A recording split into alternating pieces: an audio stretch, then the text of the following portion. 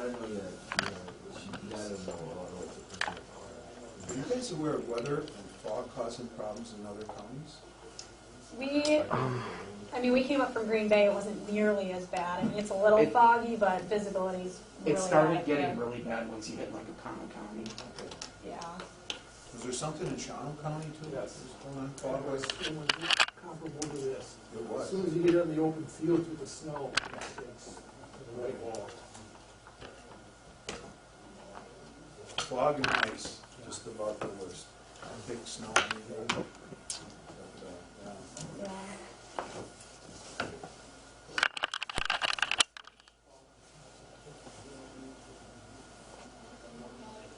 Sheriff, have you got any requests from national media, CNN, MSNBC?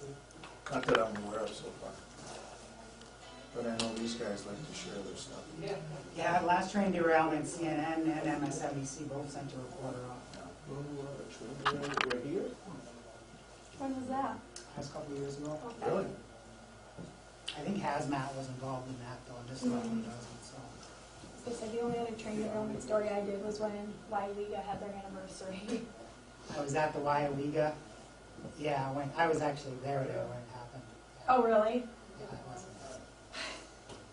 Well, we pulled all the stories we did when that happened, and I watched all of those back. I mean, Did you watch the press conference of that evening? with the mayor?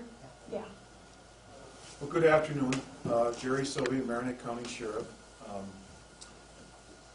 At about 11:17 this morning, we started getting calls of a serious crash on US Highway 141 in the town of Pound, southwest of the village of Crivets, or village of Coleman, where we're at now. I've been to the scene. Ideally, I would have talked to you out there, but it is an unsafe scene. We have, and I'll refer to my crude diagram here shortly, we have loss of life in this crash. The medical examiner is here with me. She'll be going out there in a little while. This is going to be a long, long night for us. The situation is such that the train that was struck by the trucks involved with this is now derailed, and both northbound and southbound lanes are blocked, completely blocked. The train was crossing the railroad tracks, or on the tracks, and was crossing 141. This is northbound 141. A loaded tanker semi was stopped by his regulations here because these lights then were going. He saw the train coming. He stopped. There was a box truck, like a single axle delivery truck, stopped in this lane, yielding for the train. Now remember, the conditions were terrible. Fog, very bad. The dump truck, number one here, impacts the box truck, forces it either between the cars or under the cars. Still under investigation, bear with me. This is preliminary information, but I want you to know what I know and what I saw. Forces the box truck under the tracks, or under the train. Second dump truck impacts the first dump truck. He's crashed down here into the train. And there was so much force that this car here is now tipped over precariously, hanging in the balance here, blocking, the train's blocking the southbound lane. So we've got total road blockage of US 141. We will have for some time. The loss of life is the driver of this box truck person who looks to be alone in the vehicle.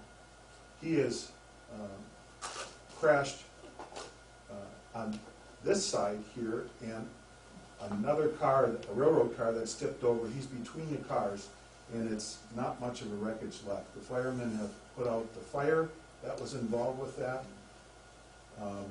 We had then an empty logging truck coming north. He sees this, he's able to avoid this and go off into the median. He has since been removed. This tanker truck, loaded with fuel, was not impacted. We just got him out of there. He was all able to back all the way out and get out of there and continue on his route through the detour and head back north. What I know right now, we've got one deceased male, and we will be out there for hours, and 141 will be blocked for hours.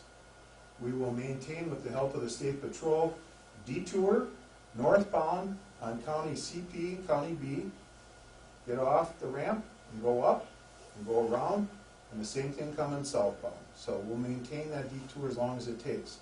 The railroad company involved here is Escanaba and Lake Superior. They have a crew, derailment crew, but they're coming from Chicago. So it's going to be hours for them to get here and to do what they have to do. This is a major incident, and we've got loss of life, which is always very regrettable. I will say, when this came in, I got, on my way over here, I was so worried that we were going to lose an officer or wreck a squad car. That would have been one thing, but we had officers in harm's way here in that weather. Traffic was not slowing down. They were hollering for more help. We're fortunate that O'Connell County Sheriff, the State Patrol, so many people, Coleman Police, all of the local police came to help us out there. And we finally, with enough lights and enough help, the Highway Commission's help, with all kinds of lights. But man, people have to be careful and slow down. I almost got hit, and there was a subsequent crash to me, below me, with a dump truck into two vehicles, and we'll have to deal with that later.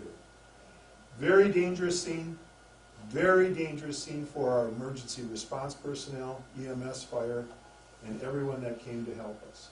So, I guess that's an overview. I'd be happy to take some questions. One of the questions I want to ask you is, you talked about, before this thing started, about school buses and issues with that. You're going to put a shelter in place. Can you explain that? I'm very concerned about the school buses leaving the school here now and going out that way. I just don't think it's safe. You saw the conditions. So we've asked the school district to either shelter in place or make arrangements, and that's fluid right now. The chief of police from Coleman is here. Ida, could you talk about that? Yes, we're keeping the kids at school. Parents are welcome to pick up the children, but we ask that you please slow down coming through the village because of the high volume of traffic now with the detour, along with the children and people trying to pick up their children at the schools. So please be careful out there. Do we know what the train was carrying? Fortunately, there too, the train, those cars, all of them that I saw were empty. We've interviewed the conductors. There was 2 of them from the train. We don't have any hazardous material on the rail. We're fortunate that way. This was the one we really dodged a bullet on right here.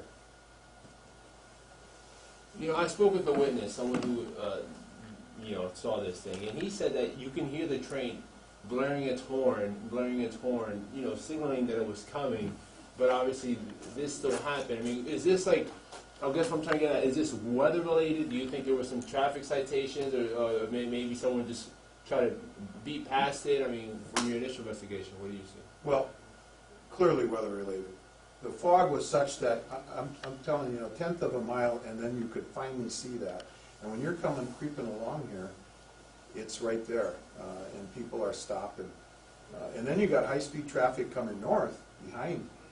And you can imagine what's going through your mind when you're one of the first officers pulling up on here and trying to put some lights on it. And it's amazing to me how many cars are out there from State Patrol and O'Connell County and us. I mean, we really rallied to this thing. But it's going to be a very long duration for us to clean this up. Well, yeah, DNR is a big help too. The Warriors, thank you.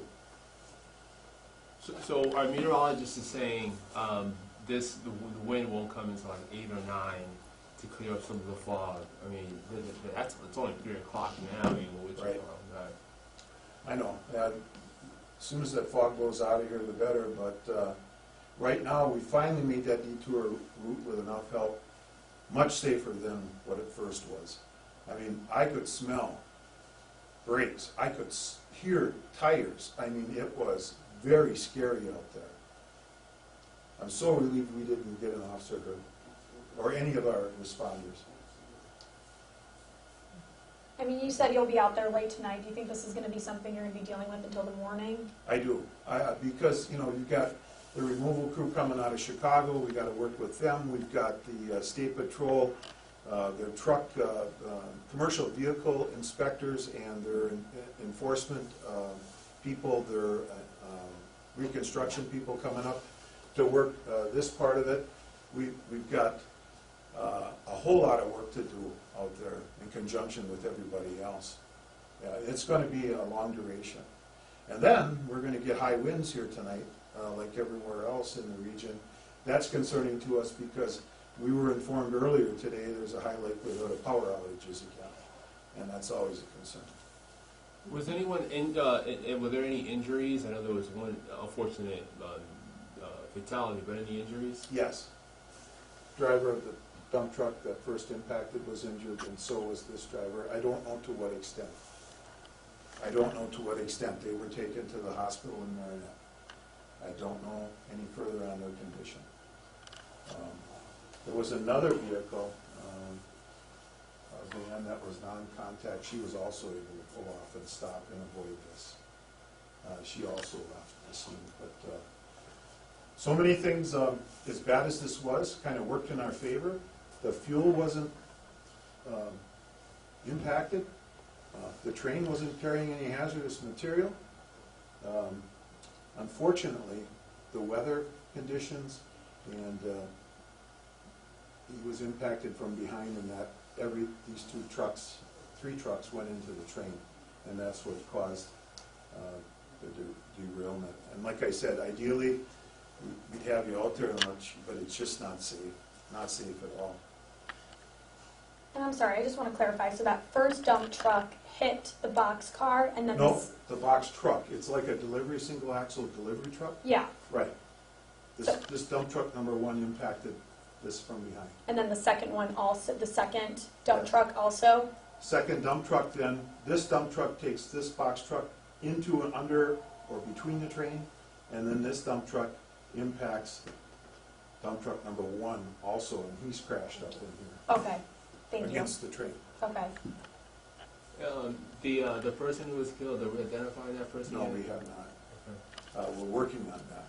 Medical examiner and I will be going out there after this. I just wanted to come in and give you guys something so we can let the public know what's going on here. Thank you.